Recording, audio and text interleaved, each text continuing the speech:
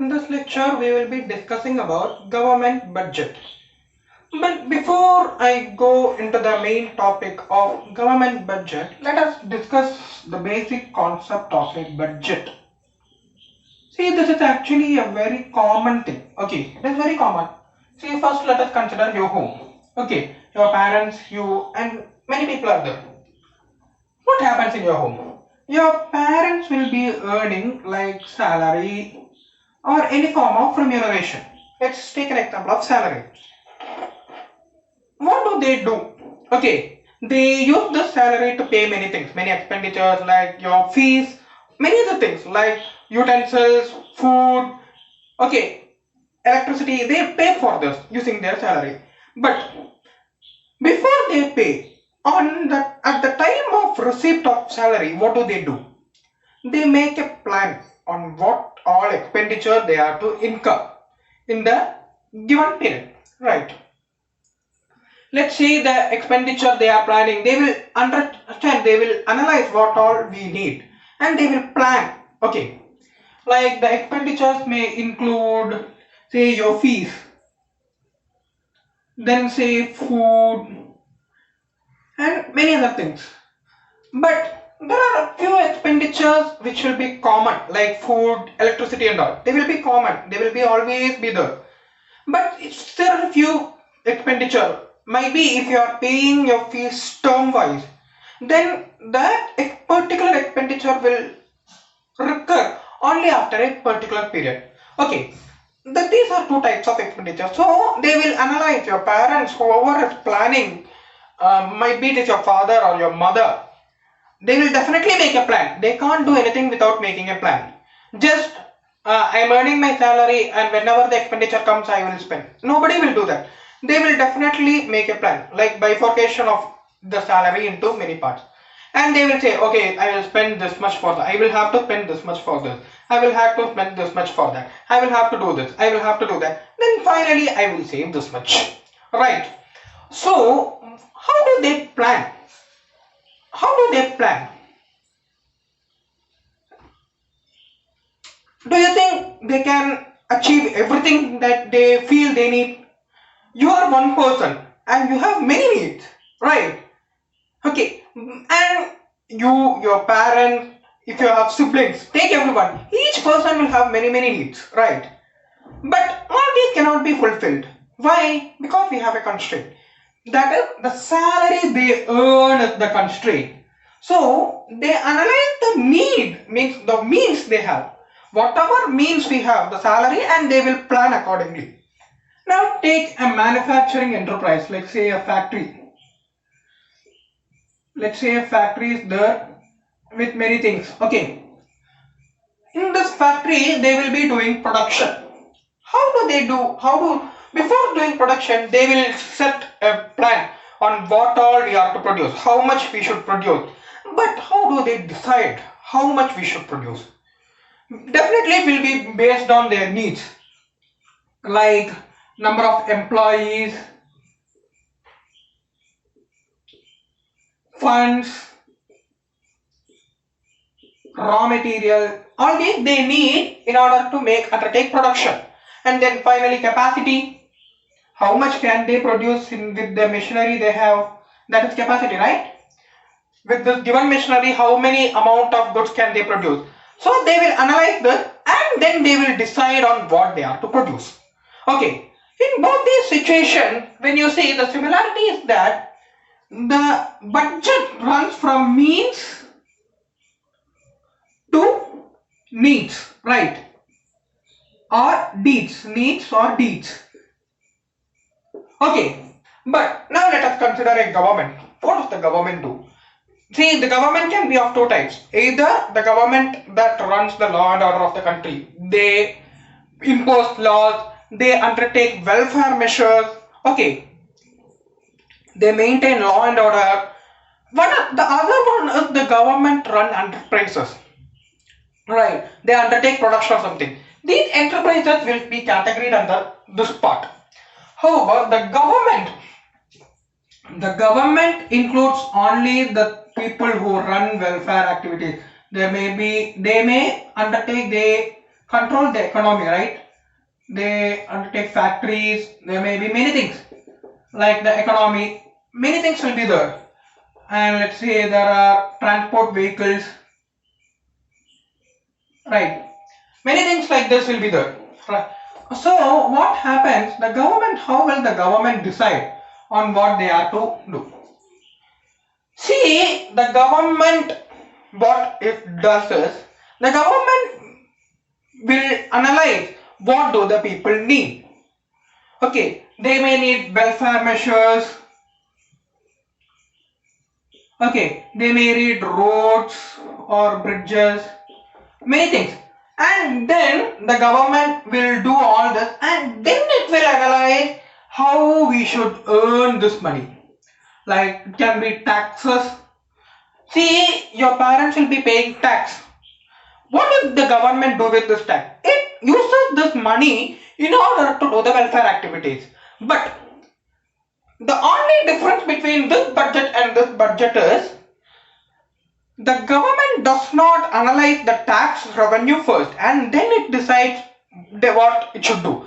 It decides what it should do and then arranges the tax revenue. So this is the budget here. The sequence goes from deeds to means. Okay, that is the difference between normal household or industrial budget and the government's budget. Now let us see what are the components of government budget. So you will be able to tell what are the benefits of government budget. It means it helps in better allocation of resources, right? If the government will take taxes from the rich people and it will give subsidies to the poor. So it allocates the resources so that there is balanced welfare for everyone. It undertakes better law and order and there are many other things. Okay. It brings financial stability, right? So these things are the benefits of government budget. Now let us take to the revenue of government. How does the government get this revenue? First let us take the revenue. Revenue can be of two types. First one or revenue or let us say receipt. Let us not take as revenue, it can be also be called receipt. Receipts can be revenue receipts or capital receipt. Okay. What happens in case of revenue receipt and what happens in case of capital receipt? See, let us take two examples. The government is getting taxes from the people. But there is no mandatory obligation on the government to do any welfare activities out of this tax. Right.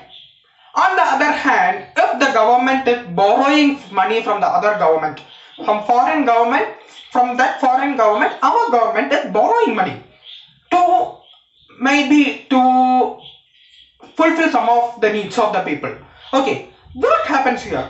The government, there is mandatory, there is obligation for our government to repay that money to the other government. So, in revenue receipts like tax receipts, no, there is no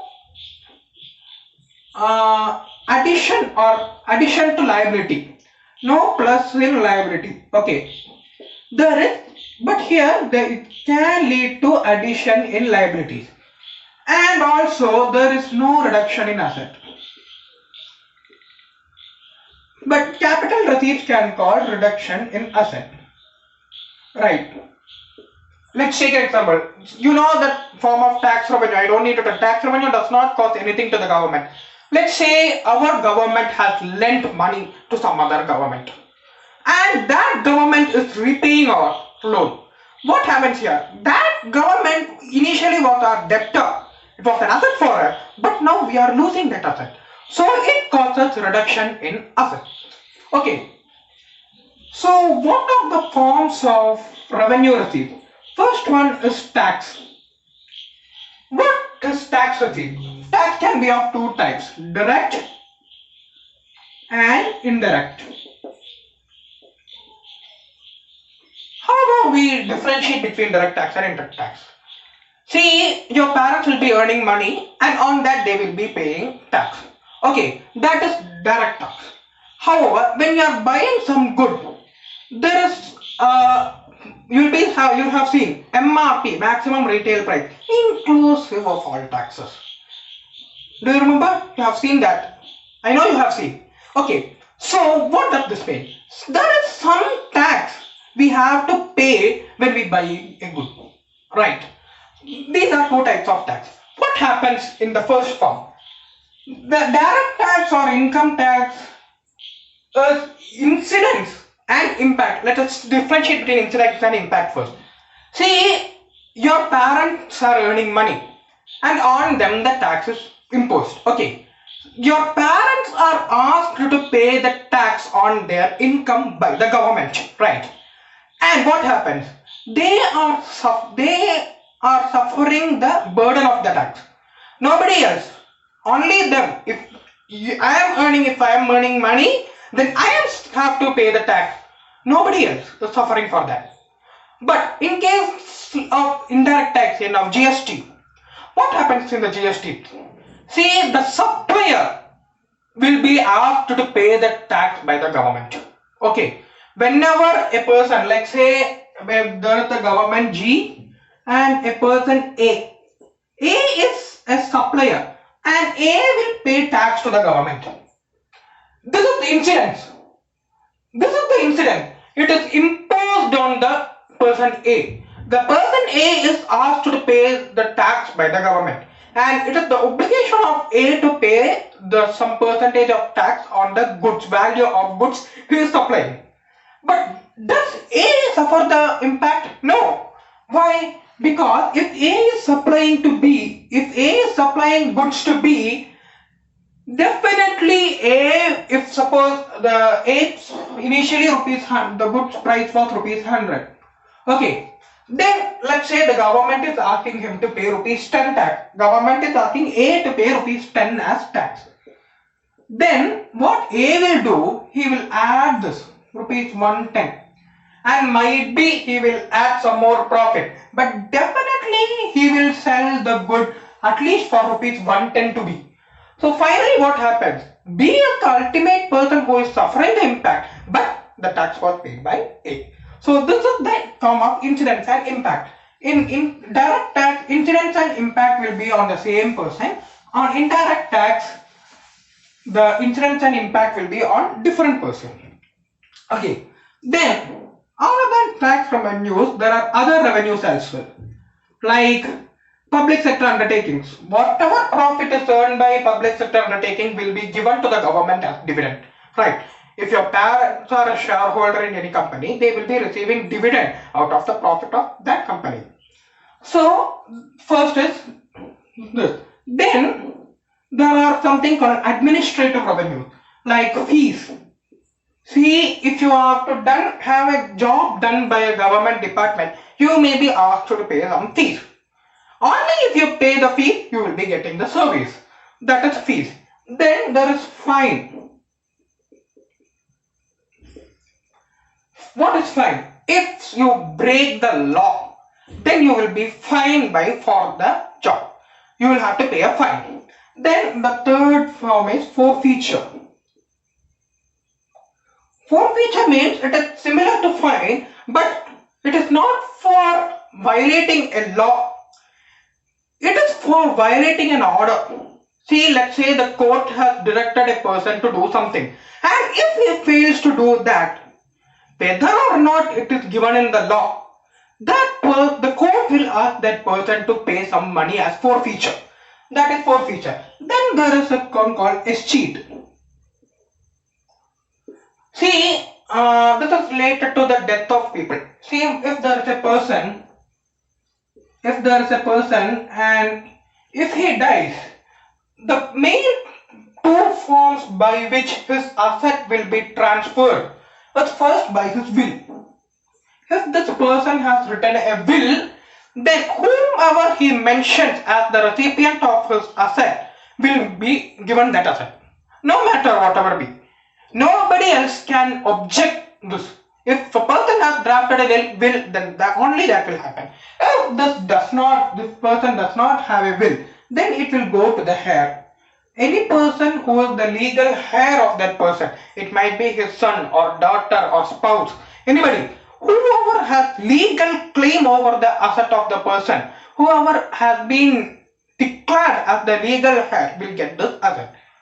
However, if this person does not have both these, he does not draft a bill and he does not have a legal heir, then the government can have a claim on those assets. Because if the government does not take it, then they will be idle. So, such things are called escheat. Okay, this is with respect to revenue receipts. Then, capital receipts can include many things like borrowings. If our government is borrowing from others, it is a borrowing, it leads to increase in liability. However, recovery of loan is another form of borrowing. If our government has given loan to some other government and that government is repaying back, this comes in recovery of loan. Then there is other like disinvestment. See, if government sells its stake or ownership in some public sector undertaking, that is called disinvestment. So these are broadly the things in revenue or receipts. Now there may be expenditure. So expenditure are basically, they are also revenue and capital. Okay, expenditure.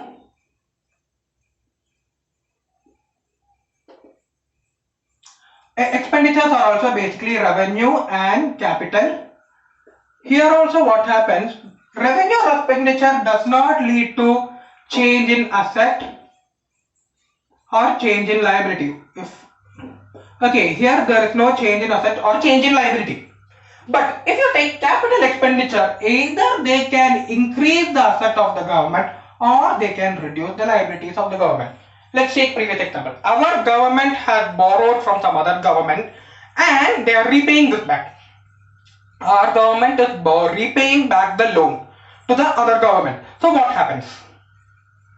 We are actually reducing our liability, right? So it comes under capital expenditure. Our capital receipts or increase in asset. Capital means capital expenditure can also be of other types. Let's say our government is lending loans to some other government. We are increasing our asset, right? So these are the forms of expenditures. Okay, both these expenditure can be of two types: planned, unplanned. See, your parents would have planned something, some expenditures to do in the given month or year. But sometimes it may so happen that they may have to incur some other expenditures also. So they can be planned or unplanned. Generally, mostly planned expenditure will always be given in the budget.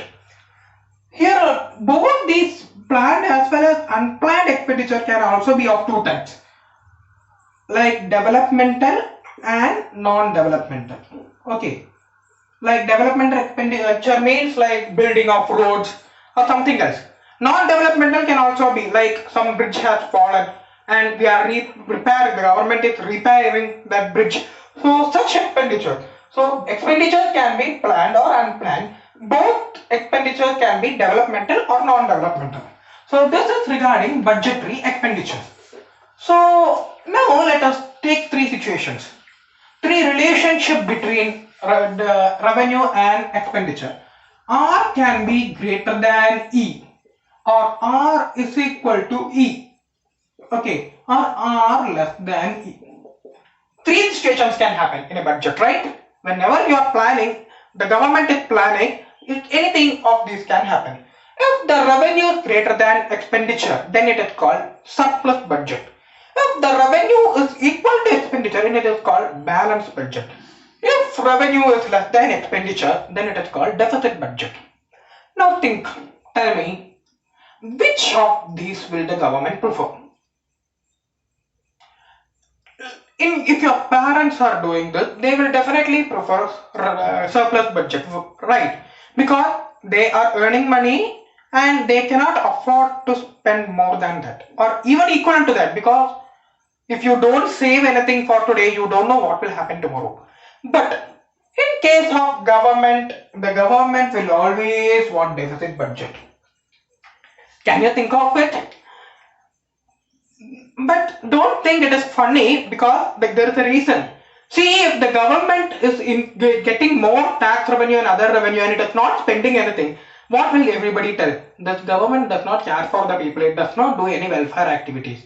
Okay, but in the situation, if revenue is less than expenditure, then my god, the government is spending this much and collecting only a meager as tax from us. So that generally every government will want deficit budget. Okay, now there are three measures of deficit. There are three measures of deficit. Okay, first one is revenue deficit. Revenue deficit, what happens is revenue expenditure minus revenue receipts. All revenue activities, we are not considering capital expenditures or capital receipts here. We are considering only revenue expenditure and revenue receipts. This figure is called revenue deficit. Now there is another figure which is more important called fiscal deficit. It is total expenditure minus total receipts other than borrowings and other liabilities incurred this year. Okay, other borrowings and other liabilities. Why do we compute this? See, whenever government is incurring so many expenditure, let's say the government is incurring rupees 10,000 crore and the government is earning of revenue, expenditure is this much and revenue is rupees 2,500 crores. Then this earning other than borrowings. Okay. Now the 7,500 crores, how does the government get this money to spend the additional 7,500 crores? There is a balancing mechanism. Okay. What the government does is, it will do all the tally or it will estimate all the expenditures and it will estimate the revenue. The difference amount what it does is it borrows from somebody. It can borrow, like say from RBI, the Reserve Bank. How does the government borrow from the Reserve Bank? How does the Reserve Bank lend money? The Reserve Bank can lend as usual as a bank does, but generally the method is deficit financing, like printing of notes. Okay, the RBI prints additional loans and out of these it lends to the government. Okay, or the government can borrow from international institutions like the IMF or World Bank or something, or it can borrow from other foreign governments. Okay, there are many things. So all these borrowings are done not as planned, but because the government wants some additional money in order to meet the expenditure requirements of the country. So generally what will happen is, this fiscal deficit will always be equal to borrowing. Okay, see, because all the adjustment is done through borrowing. So fiscal deficit will always be equal to borrowings. Okay. Now there is another deficit called primary deficit. We know fiscal deficit, it is equal to borrowing. Primary deficit is equal to fiscal deficit minus interest. See, if the government has borrowed from someone, it will have to pay interest on it, right? So this measure will tell us what portion of the fiscal deficit the government is incurring for interest payments. Let's say in our earlier example, the fiscal deficit was rupees 7,500 crores, right?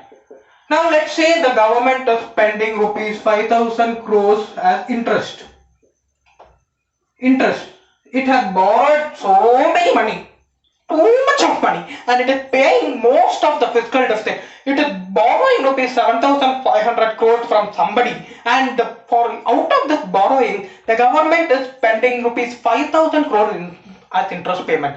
This is very bad. Okay, so this measure will tell us how much the standing of the government, because out of this borrowing, the government can spend only rupees 2,500 crores for welfare activities, right? So all these three measures have equal implications, right? A higher deficit is not at all good. Okay, a very low deficit is desirable, but it should not hamper the welfare of the people. If the government is keeping deficit very low and but it is not spending much to the people, then that deficit is not, it is waste. So there must be some balance. How does the government balance? Generally there will be a target. Okay, like 4% of GDP. Everything is measured as a percentage of GDP. The government will set a target that the fiscal deficit should not exceed 4% of GDP. The government will do something in such a manner that the fiscal deficit does not exceed 4% of GDP, because this measure is seen as healthy measure.